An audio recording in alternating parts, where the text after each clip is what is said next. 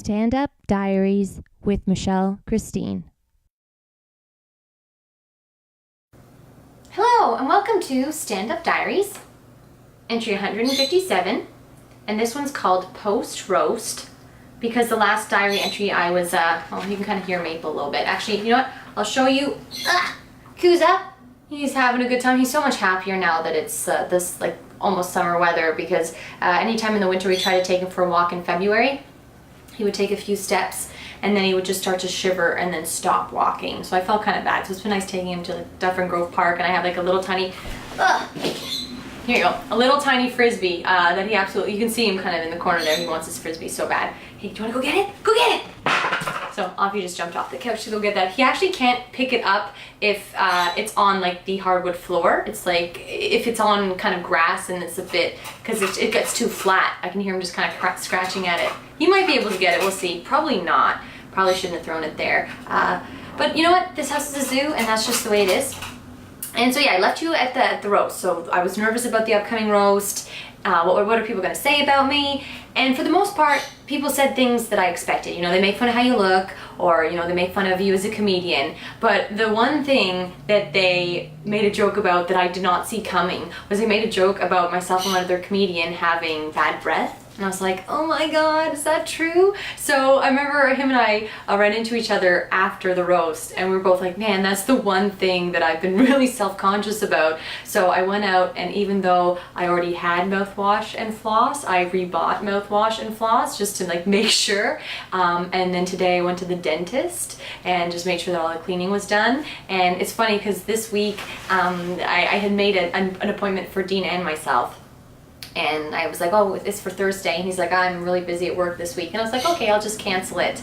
But his TV has been acting up. He has this like nice 50-inch TV.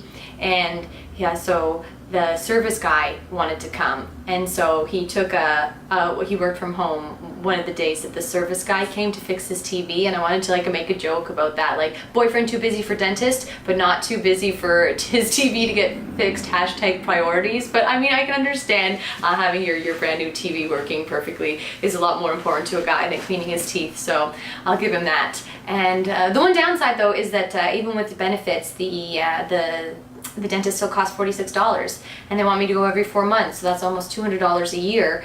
And with it being that expensive, you can understand why people, you know, especially like in the States where maybe health insurance is really expensive, they kind of put off going to the doctor if they have high premiums before, you know, their insurance kicks in, because it really does change your habits when you don't have benefits for dental work in Canada. And even with it, it's just different. So I really feel for that whole situation there, because you know, health is priceless, but when the dust all settles, there is a price on it, and that's just, you know, how certain places work. Anyway, so my teeth are now, I think, in very good shape, which is good. And you know, it's never a bad thing to have more of an excuse to floss, so my dentist will be happy. And coming up, I have a $40-minute set in Brantford on Saturday, so I'm looking forward to that.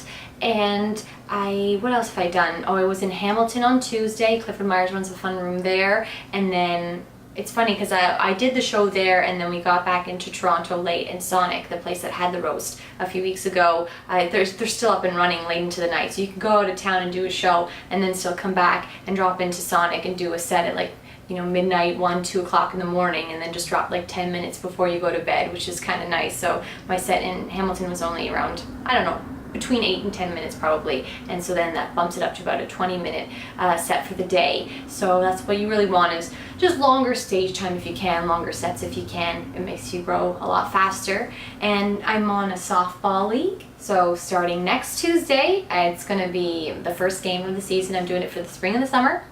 And so that means I'm like taking, and again, Sonic I can always do anytime, so I can always do it after the game or before the game. It's literally a 7-hour show now. I really don't know if Anna does it, but good on him for doing it.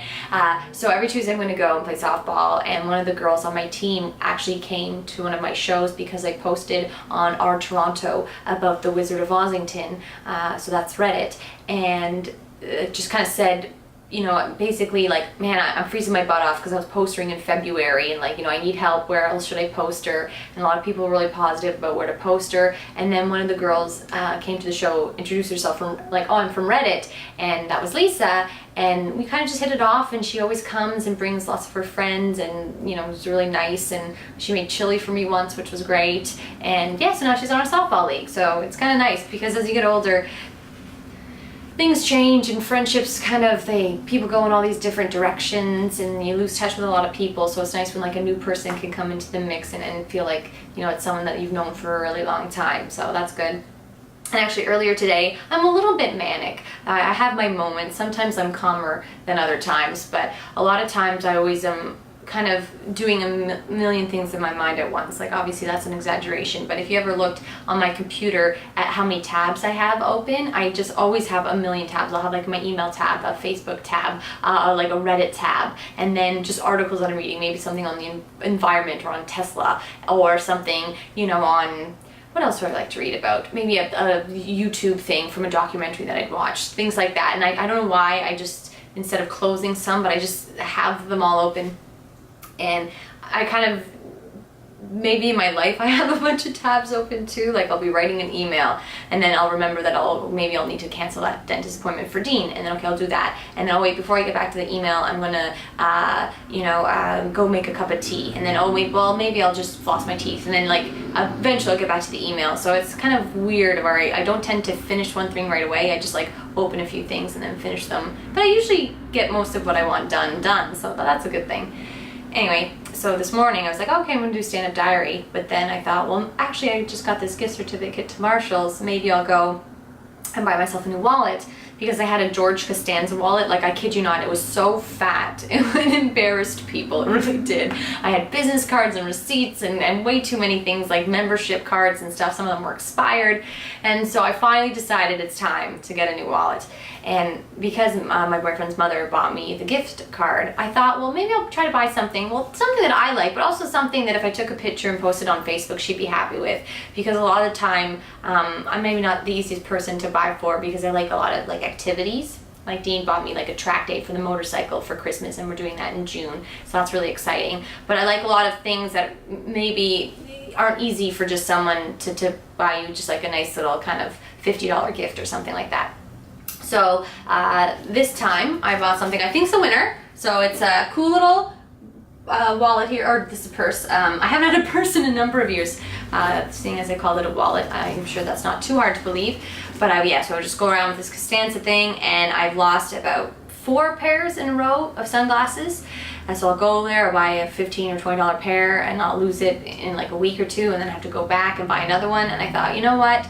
I need a purse because I can't keep track of things. I'm always like, where are my keys? Where's my wallet? Blah, blah, blah. So I'm hoping that this alleviates some of that. It's probably just going to turn into where's my purse all the time, but I'm trying to grow up and be an adult. So this is a big first step for me, and both sets of my keys, my car and house keys, are in here too. So that's nice. What else is in here? And my wallet, of course. And so this is my wallet. It's nice. It's blue. It contains, you know, just the essentials and stuff. This is like one of the most boring unboxing videos ever. If I have any like of my video game fans watching this, they're gonna be like, why? This is a personal wallet. What are we watching? Keeping Up with the Kardashians? You know what I mean? And maybe if this was more like Keeping Up with the Kardashians, more people would watch these videos. But hey, you gotta be true to yourself. You know, it's not scripted. There's not gonna be like an evil twin knocking on the door, and then we're just gonna randomly have a pillow fight in front of the cameras. That's just, I do not have a twin. So alas, that cannot happen. But back to stand-up. Very much happy with the turnout of the Wizard of Ozzington comedy show. It just celebrated its 10th week. I started on March the 2nd.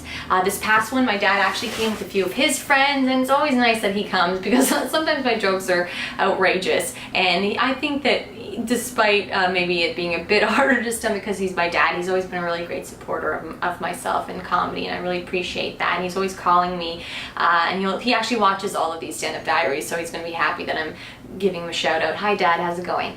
But he called me, he's like, oh, I'm watching one of your previous diaries about the Maldives and how they're sinking, and maybe you can make a joke about how if you own property, you're gonna need to own scuba gear there. And I like that, like he cares, and despite the fact that sometimes they call with the most outrageous jokes, I like the fact that he's always thinking about jokes, and now he's actually thinking about my interest and how they tie into jokes that he's thinking of, which I think is really cool.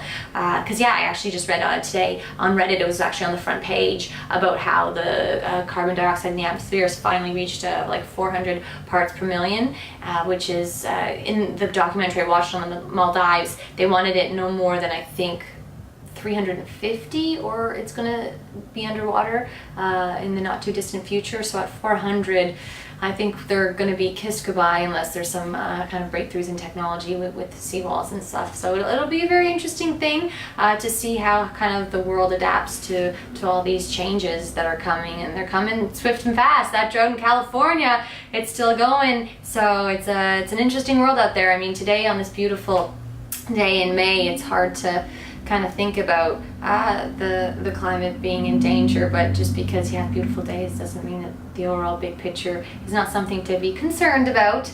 But yeah, I won't drone on too much about that, but it is, you know, these are the topics that I'm starting to try to tackle in my stand-up that, you know, aren't necessarily easy, but I know, and I really do firmly believe this, that most people do want to have, you know, clean water and fresh air to breathe, right? I think that's what we all want. Why not? So if we could, say, snap our fingers and we would have developed, instead of fossil fuel driven vehicles till now, like we would have started with solar and electric and kind of moved that way the entire time, so that you know, economies of scale, like that once, you know, you build things in these big scales like Tesla's trying to do with their batteries, the price does come crashing down, and solar panels have come crashing down in price, so much so. Yeah, I think if we could snap our fingers and all the cars would be kind of running electric, powered by, you know, solar, charged in your own homes, that sort of thing, I think we would go for it, because who wouldn't want cleaner air and fresher water? But